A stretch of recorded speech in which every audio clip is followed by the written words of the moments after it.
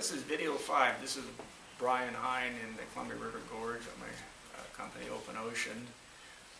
This is the 5th video on trying to put this whole concept of how boards work in together so the average sailor can look at it and benefit from it, learn from it hopefully, and seek happiness, find happiness and what you think works for yourself. So today the talk is on fins. You know, there's various types of fins. God, we've seen everything under the rainbow. I mean, back in the 80s, we had some really crazy stuff, and the interesting part about it is they all worked. You know, to what degree? A lot of it is based on what you want out of your fin and, you know, how much you push each design. And by the time you get something together, then you see something else and you drift over to that. Whether that changes sailing to good or bad is based on the smile you're writing. So, you know, let's came up with some simple ways to maybe help understand what's happening. And let's first just look at a normal fin I have here. It's a real popular design. It's been around for quite a while. The fin sets, you know, back to video 1 when I talked about angle of incident and how wings set on the fuselage of a plane. Has to set at an angle to create a high pressure and a low pressure. Well, a fin setting in the middle of your board, you're not going dead straight on a windsurf. You're on a yacht, doing so, creating a high pressure and a low pressure. So that's what keeps you on point and sail. Remember now, sailing is all about calculated drag. You can't reduce all the drag or you just go sideways. So how fast can you go with X amount of drag is what it's all about. And remember now, power always overcomes drag. So whether it's wetted surface drag or your fin dragging, if you apply more power, you're always going to go faster. It's just the basic laws of physics. So there's basically, in the world of windsurfing, there's 2 types of fins. And a lot of you have maybe never heard of this, and this is coming out of the old school of surfing. When I grew up in Hawaii. I surfed all my life. I was a professional surfer, travel around the world, and back in those days we all rode single fins.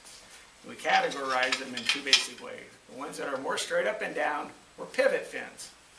The ones that had more rake to them, we call a wave fin, was for bigger surf.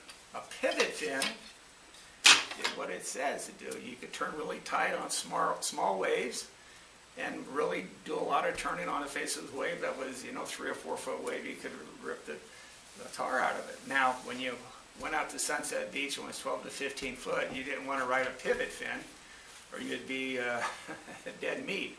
So you wanted to ride a fin that had more rake in it. Now I came up with a very simple thing to look at where rake comes from, what it does. It's basically a fin that projects you. And if you were in gone to Venice in the gondolas, or you've been to Southeast Asia, or we all seen it on TV where it's a long boat, an old lady or the gondolier in Venice has a single oar off the back, and it's at an angle, he's moving it back and forth, and it propels him. If that oar was straight up and down and he moved it, which represents the pivot fin, he wouldn't go anywhere. So, I'll pull these fins up again. From this point to this point from this point to this point is less angle. This has more angle. This is the fin, the oar off the back of the boat that the person moves them forward. It projects them. As a pivot fin doesn't want to project, it just wants to turn tight, pivot in a certain area, and go straight up the wave. It's pretty simple. Now, different shapes. Bigger fins go slower, there's more area. The water has to hit that fin, divert around it.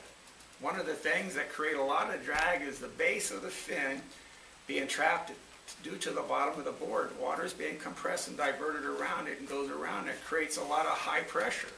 I personally believe high pressure is just important, and maybe 50% of what keeps you on point and sail as a low pressure lift. As in an airplane, the low pressure lift they say is about 80 and the reflective pressure off the bottom of the wing is 20. I think in windsurfing it's more 50-50. Whenever I increase the base of a fin template and I drop the depth, it seems like I could plane earlier and point higher. So what all this basically is, what is working for you? I, as a guy who has made tens of thousands of boards, can't tell you what fin to put on your board. That's one of the reasons I don't sell fins with my board. I want you to go into your fin, your favorite fin, put it on your new board. You've got rid of one variable, and you go out and you make it work by moving the fin possibly. You know, fin position, moving it forward, backwards, and forward is so important. You develop a certain style of sailing. When you start to do your turn, you plant your upside rail, you roll off your rocker. At the same time, the forces started here and ran down here.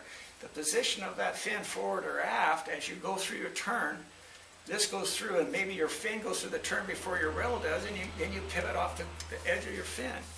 Now, if it's further back, your board's going to go through, your rail's going to go through more of the turn than your fin is. And, you know, the old days when they were saying, what were they called, those wave slalom boards? They took a fin, the fin was at no adjustment. They took a wave fin with a water rake, and it went off the tail of the board, and they said, there you go, there's your wave board. And they put a slalom fin in, and there you have a slalom board now. Well, a slalom fin actually made your turns looser than the wave fin, for the wave fin wants to project and draw your longer line. This is what you want at Sunset Beach when you take off on a 12-foot wave. You don't want to turn right back up on that 20-foot face and get killed. So you want to project yourself out, get safe zone, come back, learn how to ride that wave efficiently without getting killed.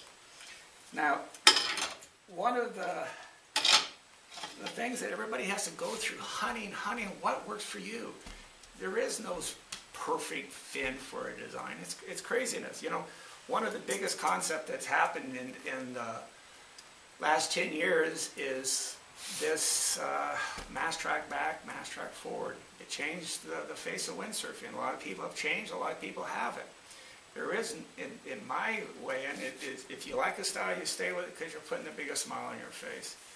One of the things that they don't realize is when you stand straighter up, the angle when you're sailing versus the amount of pressure you're putting on the fins way different. If a longer harness line, you're putting more pressure on it. But a longer harness lines, when you're in rough water, your feet tend to bounce at shock absorbers. If a shorter harness line, you're standing more straight up and down, you tend to take more of the pounding on your spine because your board's going up and down with your body. You know, you stand up more, it's all style, it's all fashion. One doesn't work better than the other. It's all about, if it works good for you, you should be doing it, whatever style that is. Now, a lot of people who's only been around sailing for 6 or 8, 10 years believe that this whole new multi-fin concept has sort of revolutionized windsurfing right now, but that's just on the Ferris wheel of design. It's been here several times. I first saw it, I made my first multi-fin surfboard in 1969. I think I've seen surfing, old surfing books when I seen them from the 50s. So there's nothing new. It's just came back out. There's a new amount of people that haven't tried it. Does it work for them? Does it put a smile on their face? Great. Let's use it then, you know, and they have to decide whether or not it works for them. Multi-fins. You can have a tri-fin with trackers on the side, like I've done them for 19 years straight. Mine are a little different, little angle. I believe that reduces drag, creates more lift. You know, the side fins are all about gripping waters. Basically, you know, when you're wound up conditions, you have more fin in the water. Sure, it's creating drag, but power overcomes it. When you're in rough conditions with tremendous amount of power, you can apply as much power as you want, long as you got the control for it. There's quad fins out there. If they work for you and turn on a dime, then that's what you should be riding. You know, there's a big world out there, and as much as you want to discover it and seek happiness, the sooner you're going to get it and be happy, possibly. But a lot of people, they're out there trying everything and go back to their old pair of shoes that, you know, called a glass board maybe. We get a lot of people coming in off the epoxy because they're getting older. They just like a comfortable ride. So it's not better or worse. It's about putting a smile on your face. Remember, we do this for fun. One of the concepts that I believe in, and not everybody does, and it's just me doing my 2 cents worth, is slot fin. We had split fins in the 80s, and we had slot fins. They came out towards the last part of the 80s. They've been around. A lot of people still ride them. You'll see a lot of my boards with slot fins. If they're done wrong, they're slower. This is done wrong, this is done right. The amount of this chord section, the amount of the distance you have in here all makes a difference. Basic concept of a slot fin is it's just like a jib on a Hobie cat. The jib's not there to produce a second motor. The jib's there to direct the flow onto the mainsail. Doing so, you get 2x the lift. When you're out there in your Prindle, your Hobie cat, you can articulate and move that volume, that line of release of the flow, so you get more attachment. They want to create more lift. You can push harder on it. If you're back foot heavy, like a lot of us are, then you want something like a slot fin in round-up conditions. But a slot fin's not for everybody. It's just it works great for some people. Doesn't make them worse sailors or kookier sailors. They just like it. They want to get out there. They want to do their thing. And you can't blame anybody for trying to put a smile on their face. So, over these past 5 videos, I hope I've encouraged some of you to get out there and look for it. It's easy for me to say, being a custom guy, we try to make everything everybody needs, and you're not stigmatized to something that's all looks the same in the same color. So search out there for your custom board builders that are willing to put a smile on your face and take their knowledge that they've learned for 10, 20, 30, 40 years and put it to where you want to go in windsurfing. So I appreciate the time that if you've listened to all 5 of my videos, and keep sailing. It is all about fun, and I hope to see you in the water. Have a great day.